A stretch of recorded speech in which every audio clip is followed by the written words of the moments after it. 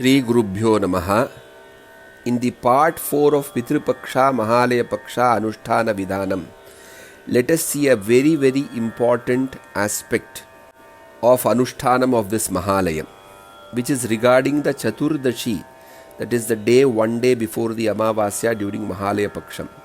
Those people who have died of accidental or unnatural death, for them the Mahalaya Shraddham should be performed only on this day and not on the other days of Mahalayam.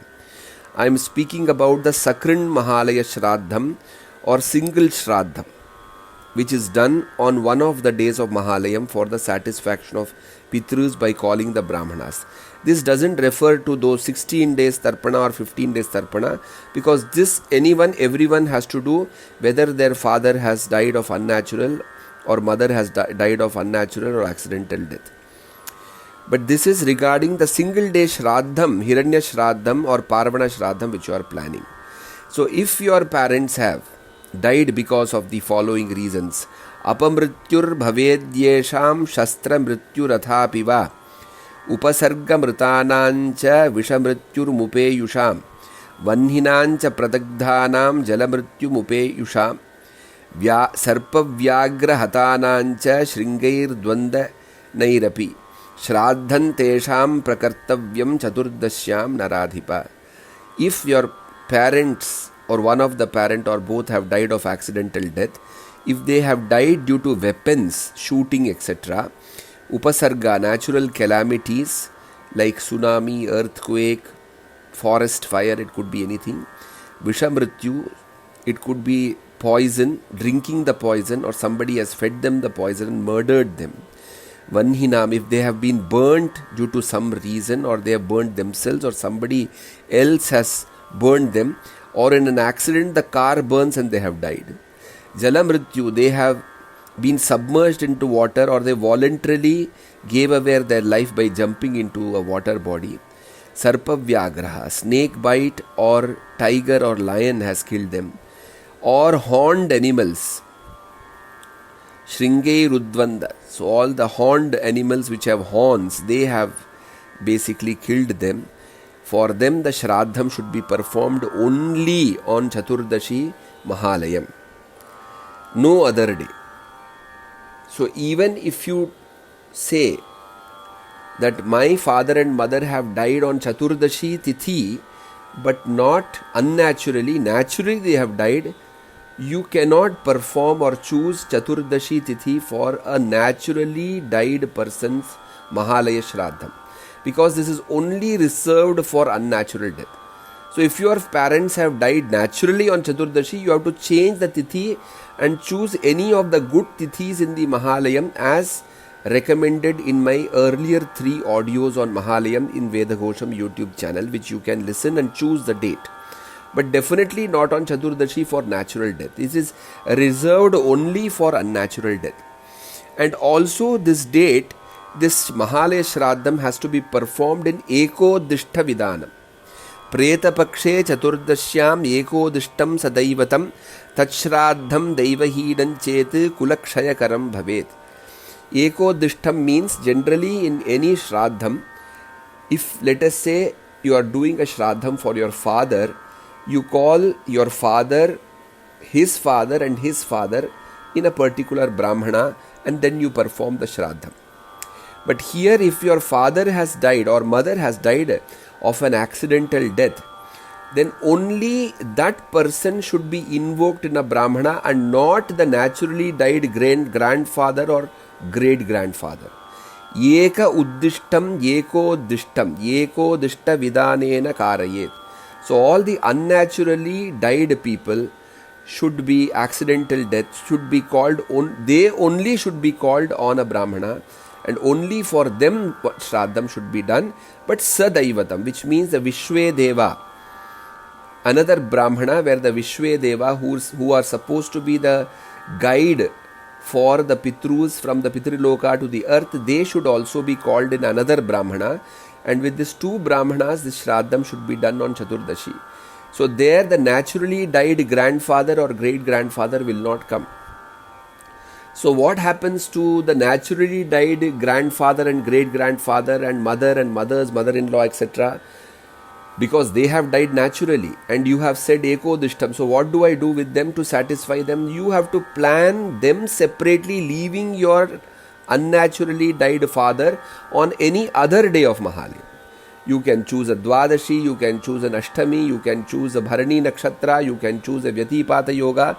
All these important Vishesha Dinas I have told in the other 3 audios of Mahalaya. You can listen to that. You choose any other day, and on that particular day you can perform the Mahalaya Shraddham, leaving the person for Chaturdashi who is unnaturally died, and the others have to be invoked and the Mahalaya Shraddham should be done. Now there could be another question, that my father and mother annual Shraddham, annually we do one Shraddham. That annual Shraddham is falling on the Mahalaya Krishna Paksha Chaturdashi only. But they have died naturally and not unnaturally. What should I do? Should I postpone that also? In this case, the answer is no. If your father or mother who have naturally died, their annual Shraddham is falling in Mahalaya Paksha, then the annual Mahalaya Paksha Chaturdashi, then the annual Shraddham should be done only on that Chaturdashi. That cannot be changed.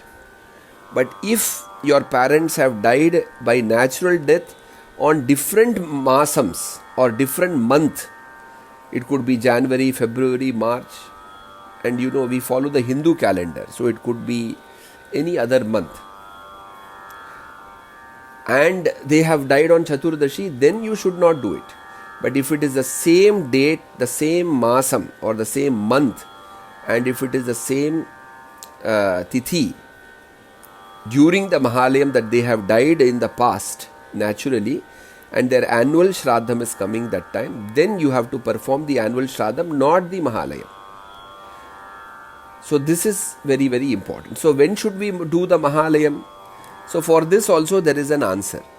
The answer is that in case your father or mother's annual Shraddham is falling during Mahalaya Paksha, like the one which I just told you, Pitror Mritadinat Purvam na Tanmasi Mahalayam Pitroho Shraddhantu Nivartya Paschat Kuryan Mahalayam. If your father or mother's Shraddham like this is falling during Mahalayam, annual Shraddham is falling during Mahalayam, then without finishing the annual Shraddha, you should not start the Mahalayam. So first you finish the annual Shraddha, then do the Mahalayam. Now the next question could be that if my father has died on Trayodashi or Dwadashi, and there is hardly any time for me to do Mahalayam, because I am losing all the Tithis from first, I want to do 16 days Tarpana, what should I do? For them, there is a separate rule. Kanya Rashau Maharajaha Yavat Tishthet Vibhavasuhu Tasmat Kalat Bhaved Deyam Vrishchikam Yavadagatam Yeyam Deepavali Rajan Khyata Panchadashi Bhuvi Tasyam Dadyanna Chedattam Pitrinam Vai Mahalaye. So this clearly means that up to Deepavali the Pitrus are here. Which means if this month of Mahalaya you cannot do in Krishna Paksha, the subsequent month or the next month after Mahalayam, the Krishna Paksha, all the 15 days you can do Tarpana, and one of those days you do Mahalaya Shraddham for your parents. So due to any unavoidable reason, or for the reason of having an annual Shraddham during Mahalayam for your parents, and because of the rule that you cannot perform Mahalayam before the annual Shraddham if it falls during the Mahalaya Paksha, what you need to do is you need to postpone the entire Mahalayam to the subsequent month Krishna Paksha, and you can do all the 16 days Tarpana and one Shraddham, or you can perform one Shraddham and one Tarpana. So this way Dharma Shastra gives you a clear picture with Rishi Vakyas of how you need to follow Anushtanas as per the recommendations of Dharma Shastra. And if you want to know more on these subjects, you need to subscribe to Vedaghosham YouTube channel, be connected with it, Spread this to all the people so that all know how our ancestors lived and practiced in the Vedic age. Namo Namaha.